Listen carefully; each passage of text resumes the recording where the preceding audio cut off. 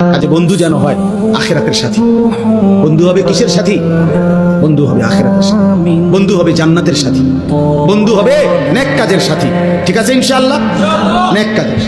আল্লাহ কোরআনে বলছে, ওই যে আয়াত, ওই আয়াতে আল্লাহ বলছে নেক কাজের বন্ধুরা আমি আল্লাহ তাদেরকে ডাক দেব হাসরের ময়দানে, ইয়া ইবাদি, হে আমার বন্ধুগণ, বান্দাগণ, লা খাউফুন আলাইকুমুল ইয়াওমা ওয়ালা আনতুম তাহজানুন, আজকে তোমাদের কোনো ভয়ও নাই, চিন্তাও নাই। এরপরে আল্লাহ বলবে উদখুলুল জান্নাতা আনতুম ওয়া আজওয়াজুকুম তুহবারুন। বাহ! আল্লাহ বলবে তোমরা যারা নেক কাজের বন্ধু ছিলা, তোমরা বন্ধুরা একে অপরকে হাত ধরাধরি করে গলাগলি করে আমার জান্নাতে ঢোকো। খোদার কসম, এটা কোরআন শুরু হয়। হ্যাঁ, এমনকি এই আয়াতের তাফসিরে আছে যে স্বামী স্ত্রী তারাও মূলত বন্ধু।